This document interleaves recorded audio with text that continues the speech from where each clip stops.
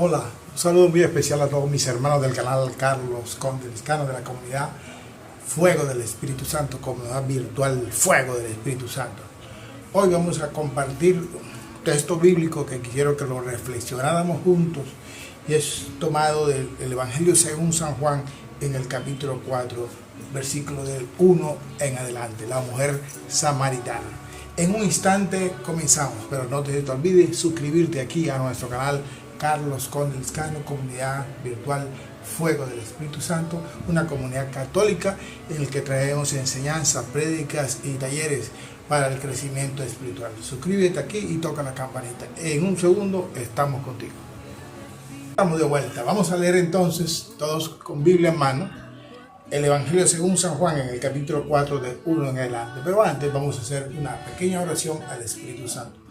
Padre de bondad y misericordia, te pedimos en nombre de tu amado Hijo Jesucristo que nos regales la unción, el poder y el fuego de tu Santo Espíritu, para que tu Santo Espíritu nos dé claridad, sabiduría, entendimiento para lo que debemos leer, lo que vamos a leer, lo podamos entender. Permite que tu Santo Espíritu sea derramado abundantemente en nuestras vidas y en nuestros corazones y sea para el provecho nuestro todo el crecimiento que vamos a encontrar al leer tu palabra. Todo eso te lo pedimos, Padre bueno, en nombre de tu amado Hijo Jesucristo, que vive y reina por los siglos de los siglos. Amén. Comenzamos el texto de San Juan del capítulo 4 de 1 adelante. Unos segunditos para que tú busques tu Biblia y listo para comenzar. Los fariseos se enteraron de que Jesús hacía más discípulos y bautizaba más que Juan, aunque en realidad no era Jesús el que bautizaba, sino sus discípulos. Cuando Jesús lo supo, salió de Judea para volver a Galilea. En su viaje tenía que pasar por la región de Samaria, de modo que llegó a un pueblo de Samaria que se llamaba Sicar, cerca del terreno que Jacob había dado en herencia a su hijo José. Allí estaba el pozo de Jacob. Jesús, cansado del camino, se sentó junto al pozo. Era cerca del mediodía. Los discípulos habían ido al pueblo a comprar algo de comer. En eso, una mujer de Samaria llegó al pozo a sacar agua y Jesús le dijo: dame un poco de agua. Pero como los judíos no tienen trato con los samaritanos, la mujer le respondió: ¿cómo es que tú, siendo judío, me pides agua a mí que soy samaritana? Jesús le contestó: si supieras lo que Dios da y quién es el que te está pidiendo agua, tú le pedirías a él y él te daría agua viva. La mujer le dijo: Señor, ni siquiera tienes con qué sacar agua y el pozo es muy hondo. ¿De dónde vas a darme agua viva? Nuestros antepasados Jacob nos dejó este pozo, del que él mismo bebía, de que vivían también sus hijos y los animales. ¿Acaso eres tú más que él? Jesús le contestó: todos los que beben de esta agua volverán a tener sed, pero el que beba del agua que yo le daré nunca volverá a tener sed, porque el agua que yo le daré se convertirá en él un manantial de agua que brotará, dándole vida eterna. La mujer le dijo: Señor, dame de esa agua para que no vuelva yo a tener sed, ni tenga que venir aquí a sacar agua. Jesús le dijo: ve a llamar a tu marido y vuelve acá. La mujer le contestó: no tengo marido. Jesús le dijo: bien dices que no tienes marido, porque has tenido 5 maridos y el que ahora tienes no es tu marido. Es cierto lo que has dicho. Al oír esto, la mujer le dijo: Señor, yo veo que eres un profeta. Nuestros antepasados, los samaritanos, adoraron a Dios aquí, en este monte. Pero ustedes, los judíos, dicen que en Jerusalén es el lugar donde debemos adorarlo. Jesús le contestó: créeme, mujer, que llega la hora en que ustedes adorarán al Padre sin tener que venir a este monte ni a ir a Jerusalén. Ustedes no saben a quién adoran, pero nosotros sabemos a quién adoramos, pues la salvación viene de los judíos. Pero llega la hora, y es ahora mismo, cuando los de veras adoran al Padre, lo harán de un modo verdadero, conforme al Espíritu de Dios. Pues el Padre quiere así lo hagan los que lo adoran. Dios es Espíritu y los que lo adoran deben hacerlo de un modo verdadero, conforme al Espíritu de Dios. La mujer le dijo: yo sé que va a venir el Mesías, es decir, el Cristo.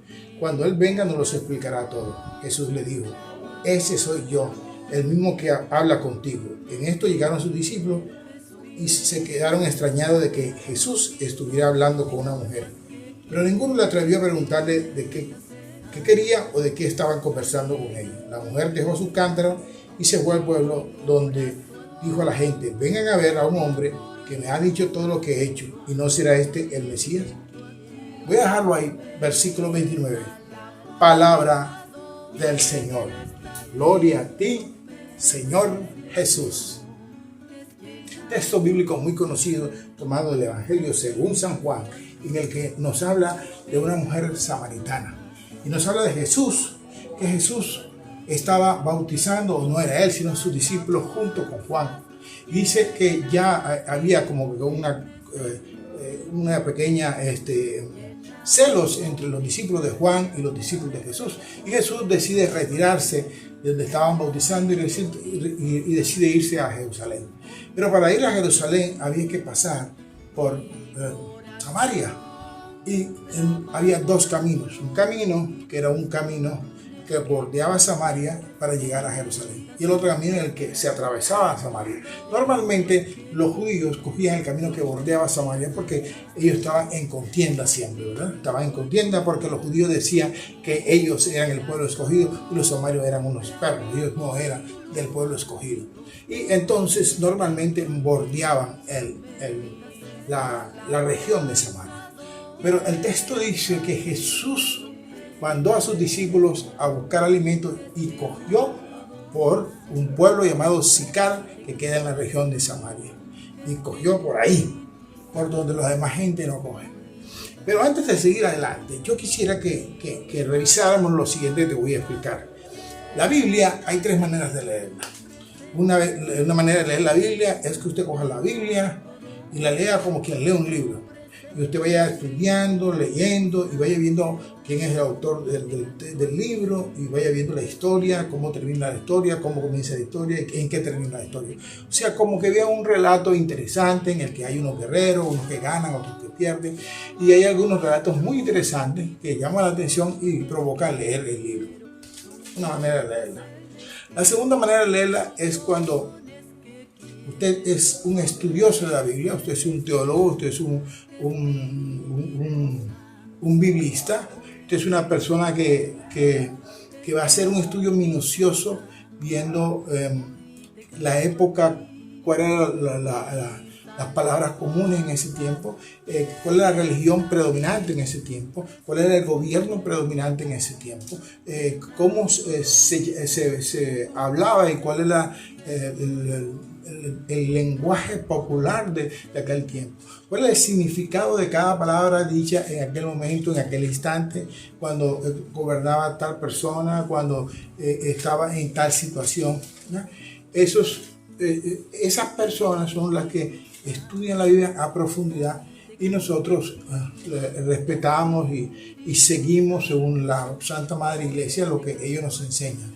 Son las personas que estudian la palabra a profundidad y nos van explicando el sentido general o práctico de la palabra de Dios. Normalmente las Biblias de estudio tienen en la parte de abajo una explicación de esas personas que son las que estudian a profundidad la Biblia de una manera digamos que teológica, y que son los grandes maestros de nuestra Iglesia Católica.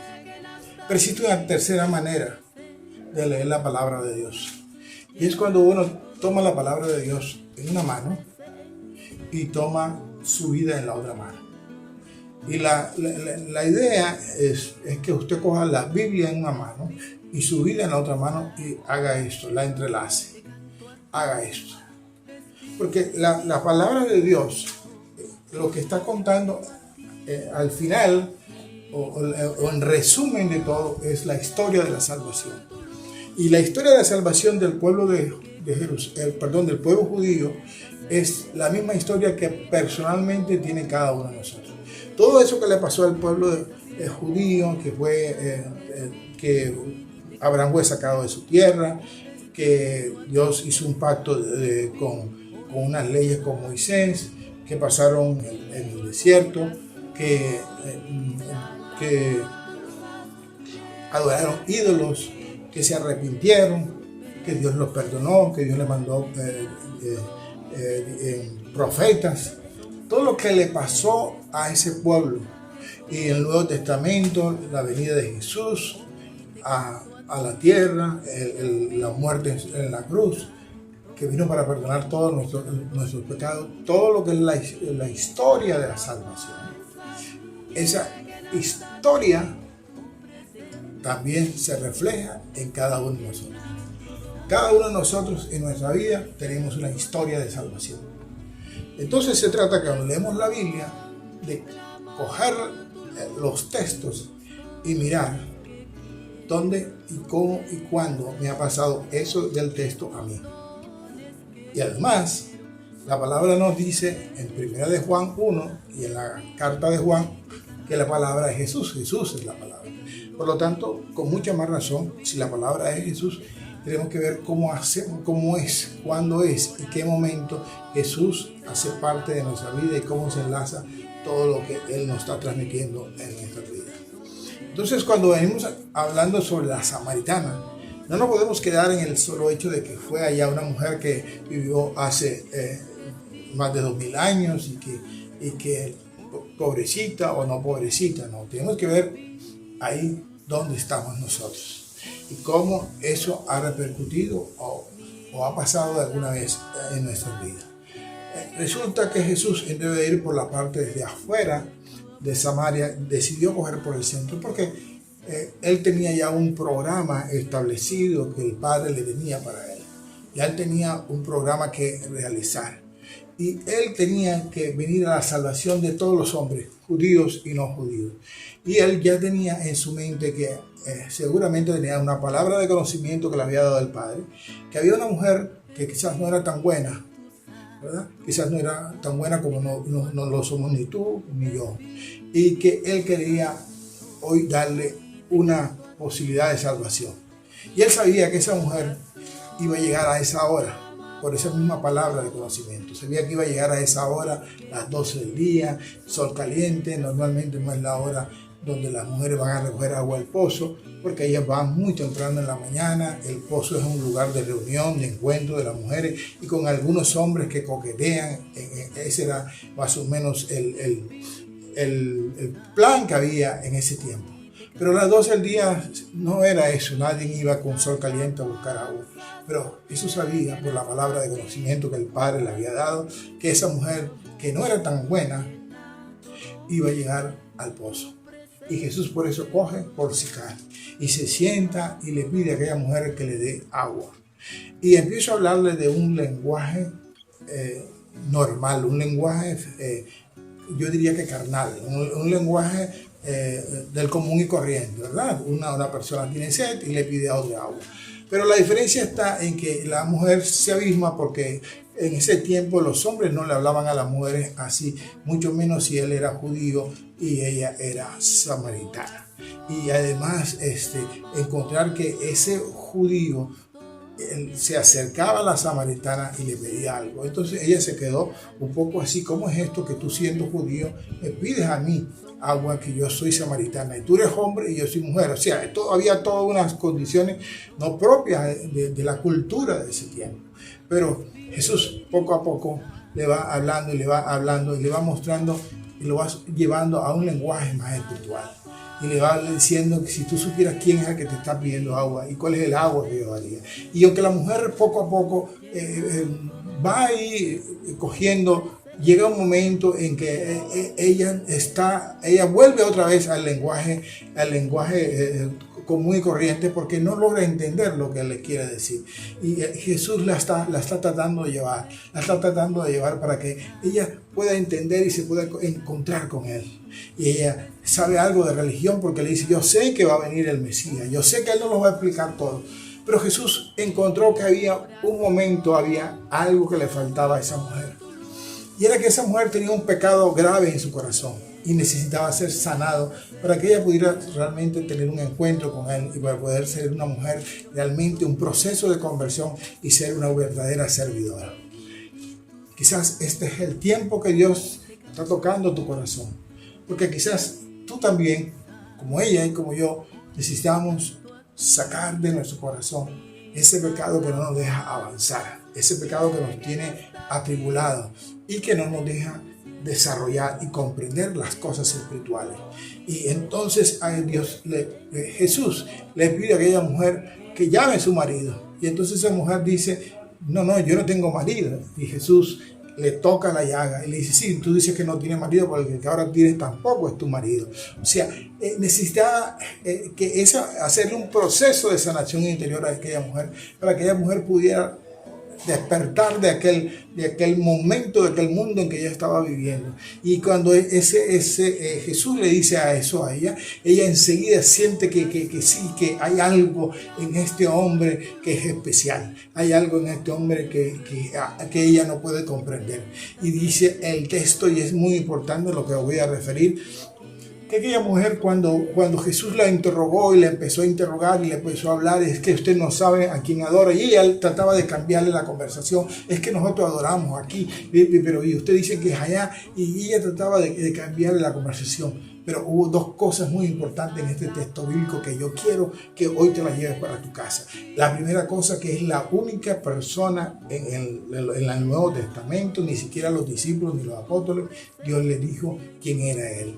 Cuando Pedro, Santiago, Juan, los discípulos le preguntaron, ¿quién eres tú? Cuando le preguntaron los fariseos, cuando le preguntaban todos los que lo entrevistaron antes de matarlo, los jerarcas de la iglesia, cuando todos le preguntaban, Jesús siempre les decía, tú lo has dicho, o como tú dices, tú qué piensan los demás, pero nunca le dio tan fronteramente como le dio a esta mujer.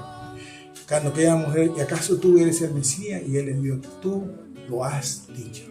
O sea, a esta mujer le dijo fronteramente, yo soy el Mesías. O sea, aquella mujer que no era ni siquiera seguidora, ni discípula, ni apóstol, sino una mujer pecaminosa, si le podemos llamar así, le dijo fronteramente, yo soy ese, yo soy el Señor, yo soy ese que tú has dicho, ese soy yo. O sea, le dijo de frente, yo soy el Hijo de Dios.